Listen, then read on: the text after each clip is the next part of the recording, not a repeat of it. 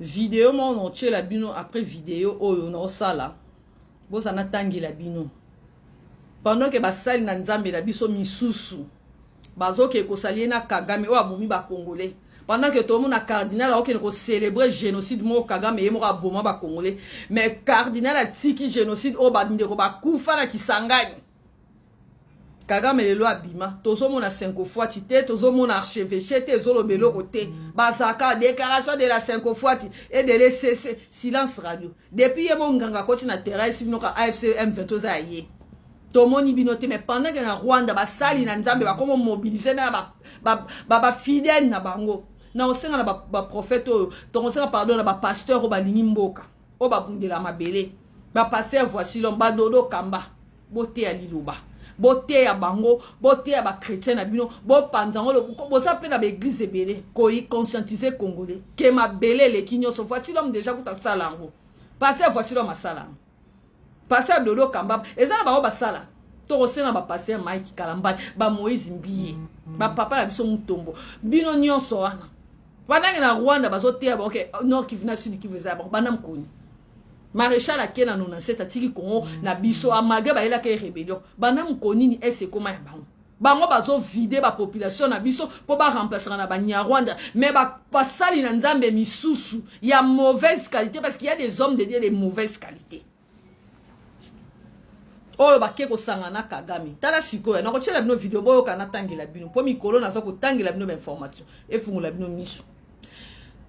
Vision expansionniste du Rwanda de la politique à l'église. L'opium du peuple. Les masques sont définitivement tombés. Le Rwanda ne se cache plus. Son projet expansionniste contre la RDC est assumé. Revendiquer désormais, prêcher ouvertement. Bah, on a l'église que est César Bango. Bah, passer na biso boté ya ba na boté ya bandimi que est César biso za ba Rwandete na bonde libino. Bah, bo limboka. Bah, ya mauvaise qualité. Assumer, revendiquer désormais, prêcher ouvertement. Après les provocations répétées de Paul Kagame, allant jusqu'à revendiquer le Kivu, voilà que les leaders religieux rwandais entrent en scène pour intoxiquer les consciences. Dans une vidéo devenue virale, un pasteur à Kigali appelle ouvertement à la chute du pouvoir de Kinshasa et l'installation du M23. C'est-à-dire, bah, Rwandais va coloniser Bisso. Cardinal Ambongo, tu peux nous expliquer ça? Cholet, Mouteba. Vous voulez voir un Rwandais ici, après que le feu cardinal Mosengo dénonçait qu'il est temps que le médiocre dégage. Donc, bino bolingi ba Congolais ba sabe esclave na mboka na bango. Yango nde lilo banzambe, yango théologie bo salaki. Ah, président Fachi faut ko kote lettre na Vatican, même SCC. Nebi ke SCC bango nyonso te ba na kati. Ba to bo kundowa. Bokundo ya kopesa biso explication. Mabele yango na ba lobby, bango ba na besoin. Na Kigali botea. Ba pasteur botea kana bo conscientiser peuple. Quand le président disait que le mal est profond, bomoni bandoki. Na réfléchir lisusu pe na raisonner makam juge ya nyalobaka personnel. Aibisa ba camarade na ngai. Atuna bonso mboko ebongi, ba kanga banani boso, ba camarade na ba welisi ba biba politicien. Juge ya nyabi ba politicien te. Ba bandoka no ba sali na nzambe. Vous voyez hein? Bobi que danger en mboka na biso, il y a des certains hommes de Dieu au banakati. Neseno 2026, Dieu va vous exposer. Bon monde déjà et c'est na catholique kuna hein. Nde baza exposer. Ba msuso boza, nzamba zoya. Boyoka. Pendant qu'il prêche la haine de l'Est du Congo, pendant qu'il prêche la haine, l'Est du Congo saigne. Hôpitaux incendiés, des populations déplacées, villages terrorisés, des chefs coutumiers tués. Pour notre bombe histoire, voilà la vraie nature prétendu libérateur que Kigali tente de blanchir. Bah, il y a une église. Ah, il y a un versement. Oh, Jésus, Seigneur, j'ai prêché en ton nom, j'ai chassé des démons. Jésus a tel oui. Je ne vous ai jamais connu. Bah, on a l'église, pendant que on a est. Tel degré. Mais on a mouté bas. Le Rwanda a trouvé notre démarche salutaire. Que Dieu te tue. Nzamba Bomabino. Il est inacceptable que le lieu de culte soit transformé en tribune politique et de guerre. Bosi boka biarimana bosalon. Et bon, nasenga justice à Biarimana te pon. Nasenga te ke kamana Jean-Luc Biarimana zonga Rwanda te pon. Po bilo kwa tina ba pasteur na bango, ba pasteur na biso na bonde libino. Ata ba ona teng ba kombo te. Au salam. Boye bisa Congolais qui vous a biso te moi na no mukelo ba tout ça linga biso te tout ça boma biso. Bo partager après ma vidéo non salanga saka live te. Il est inacceptable que le lieu de culte soit transformé en tribune politique de guerre en utilisant certains pasteurs et prêtres comme relais.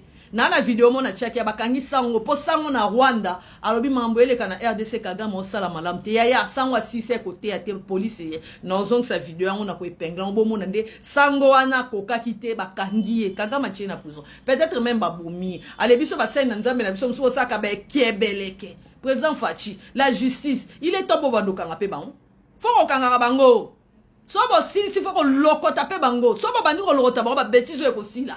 Pendant simbi moi quand on va ça ba jeu. On peut même écrire au Vatican, donc on comme la PCC, bato nous so bazana kata maguywan, ba ko suspendre bango.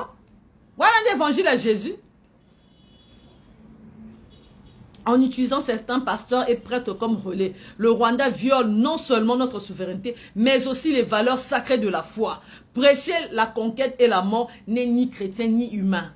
Peuple congolais, l'heure est à la vigilance et à la résistance. Aucun centimètre du territoire national sera cédé. La RDC n'est pas une terre à conquérir, encore moins un butin à partager. Ma belle Lumumba Koufela, ma belle Papa Simon Kimba Koufela, Rwandais Moko Tonzo. Loba bibembe kolala. Bibembe kolala, même nos esprits mauvais au télé pour nous bundela ma belle. Ces sorties confirment ce que disent déjà le rapport international. Le M23 est soutenu, financé et instrumentalisé par l'extérieur. Parce que ça n'a pas payé, Venezuela. Ah. Le Congo est seul. Hypocrite. Vrai. Mais il y a la liste du coalition et Kenge toujours. Financé, ces sorties confirment que ce que disent déjà les rapports internationaux. Le M23 est soutenu, financé et instrumentalisé par l'extérieur. Le monde regarde. À nous de rester debout, unis et lucides. La RDC appartient aux Congolais. Nous rejetons les mensonges. Nous refusons la division et nous défendrons notre parti jusqu'au bout. Pasteur na Rwanda, azotea. Na obo ya kuchacha ba mingi po do fula ba te ba mo signaler ba vidéo mais non chango kaka na ko épingler azote ya bango ke azote ya bandimi to so sambela M23 ko esa Kinshasa to zombo ay congolais obi kanambe ayebe pena ko samusana moi siné Karaba Oliva ya diviser ba comédien ba lobela bino ba luba to vana na ba luba na mboko ba luba ba Rwandais te mais bozo mboka Bozwa mutazane mwana muzete papa mukungubila bato asaka koloba yaya bo pese ba identité yeta mba bomi muze bo mata songe para ba na sepe lelo mo papa mukungubila lobia ayoki même pas bino soni tanga koti goma koti na ba soldat rwandais congolais obando ni Félix Tshisekedi atambola kana ba soldat congolais kana ba ndeko na RDC bon moni pesa ke ozo ake kozo batmo ba ko malmené bino biso to salaka so bo talika ka cortège kana mbeleka ya liboso ya miba ya misatu bango lelo akenda na babat bando kengela kingakati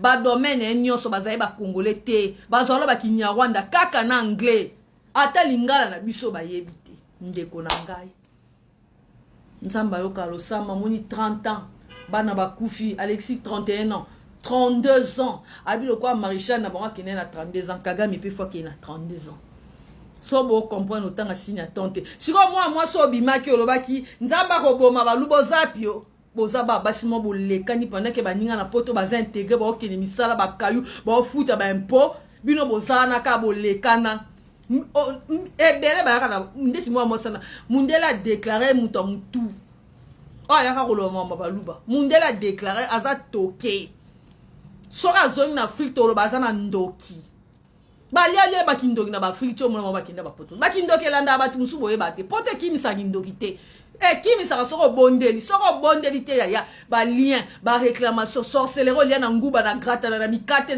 na soki na musuni eza na poto lukelo ngenza ato tango so ba smartphone o aka sorcier to sorcier ba ouais ba ça na nzambe na bon bakomoteya eloko ndete okende ya shwita Kigali loba nzamba za ya bango. Bonne soirée.